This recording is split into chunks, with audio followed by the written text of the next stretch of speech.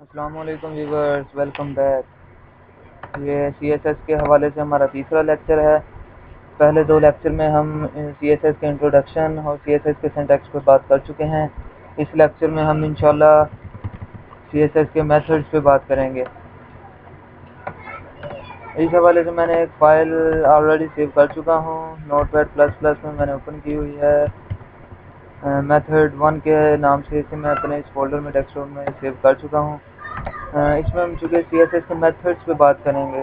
CSS के methods 3 हैं। मैं अपने पहली क्लास इंट्रोडक्शन में पहले भी बता चुका हूँ कि सीएसएस के 3 मेथड्स हैं, इंटरनल, एक्सटर्नल और इनलाइन। इंशाल्लाह हम तीनों मेथड पे तफसीलन बात करेंगे। ये हमारा मेथड 1 है। मेथड 1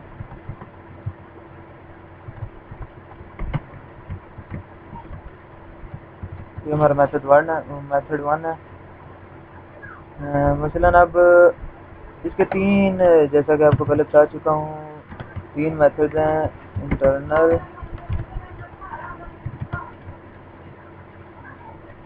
एक्सटर्नल और इनलाइन।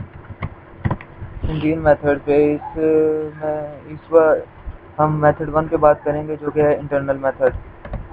हम सीएसएस के सिंटैक्स पे जब बात की थी तब हमने इंटरनल मेथड यूज़ किया था, यानी कि हमने अपने एचटीएमएल के डॉक्यूमेंट के अंदर ही सीएसएस को अप्लाई किया था, सीएसएस को यूज़ किया था।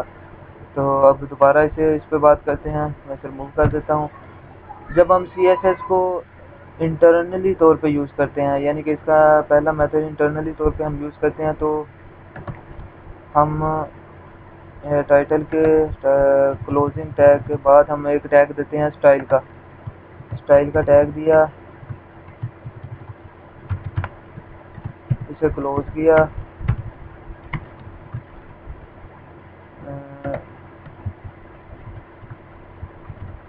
स्टाइल का टैग दिया, ओपन किया, इसे क्लोज किया। अब इस टैग के अंदर हम सीएसएस की कोडिंग करेंगे, यानी कि हम ये एचटीएमएल का, बेसिकली तो हमने इसे मेथड 1 डॉट एचटीएमएल के नाम से सेव किया, यानी कि ये एचटीएमएल का डॉक्यूमेंट है, लेकिन हम इसमें सीएसएस को भी अप्लाई करेंगे, सीएसएस भी यूज़ करेंगे, तो इसलिए इसे कहते हैं इंटरनल मेथड, सीएसएस का इंटरनल मेथड, मेथड नंबर 1। इसमें हम टैग देते हैं स्टाइल का, स्टाइल को क्लोज करते हैं, इसके अंदर अपनी सीएसएस को अप्लाई करते हैं। हम मसलन बॉडी के अंदर कोई भी टैग दे देते हैं, h1 नाम दिया, this is our third class, इसे मैंने क्लोज किया। तो ये मैंने एक टैग दिया एचटीएमएल के अंदर।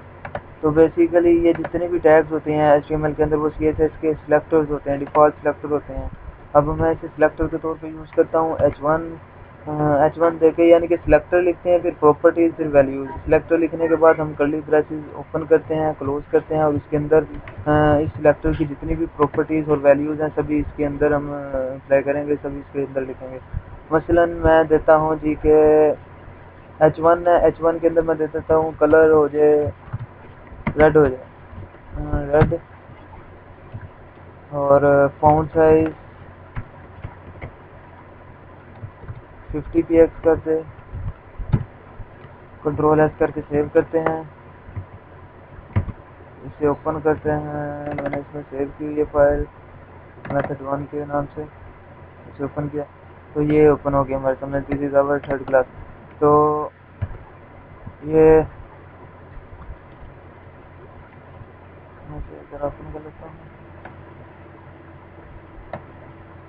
फॉन्ट साइज मैंने दे दिया। तो ये हम इंटरनली तौर पे इसे यूज़ कर रहे हैं, इंटरनली तौर पे सीएसएस को अप्लाई किया है। जो एक्सटर्नली मेथड है उसमें हम अलहदा से एक एक्सटर्नल शीट अप्लाई करते हैं, एक्सटर्नल शीट ऐड करते हैं, इसके साथ लिंक देते हैं इसका। इनलाइन मेथड में हम एक लाइन के अंदर ही सीएसएस को अप्लाई करते हैं। इसमें मैं मज़ीद कोई भी देना चाहूँ, मसलन मैं एक पैराग्राफ देता हूँ।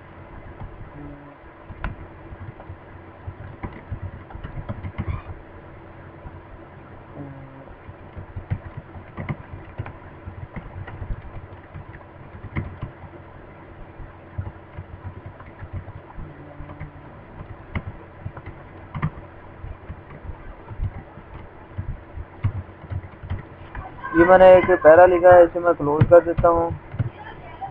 अब ये पैरा, ये बेसिकली इधर हमारा हो जाएगा सिलेक्टर हो जाएगा। मैं इसे लिखता हूँ पी, एक मिनट, इससे इधर मैं दूंगा पी, मैंने दिया जिसके अंदर मैं इसकी प्रॉपर्टीज लिखता हूँ कि जी, वैसे मैं इसे सेव करता हूँ, कंट्रोल एस करके इसे रीलोड करता हूँ पेज को, तो देखता हूँ ये सिंपली ऐसे हमें सिंपल वर्डिंग में शो हो गया, पैराग्राफ की सूरत में एक लाइन हमें सिंटैक्स शो हो गया। अब इसमें मैं कर देता हूँ कि कलर कर दे ऑरेंज कर दे, और फॉन्ट साइज इसका कर दे जी, इसका मैंने रखा था 50, इसका मैं 25 रख देता हूँ। कंट्रोल एस किया, सेव किया, इधर जाकर रीलोड किया, ये देखिए कलर ऑरेंज हो गया, साइज इसका 25 px हो गया। तो ये है इंटरनल, इसमें हम इंटरनली तौर पे जितनी चाहे CSS की कही जाए, बस इधर हमने सिलेक्टर दिए जाना, सिलेक्टर के अंदर प्रॉपर्टीज और उसकी वैल्यूज को दे जाना, और हम CSS को अप्लाई करते जाते हैं। ये था इंटरनल मेथड। इंशाल्लाह अगले लेक्चर में हम CSS के दूसरे मेथड जो कि है एक्सटर्नल मेथड, उस पर बात करेंगे। तब तक के लिए मुझे दीजिए इजाज़त। अल्लाह हाफिज़।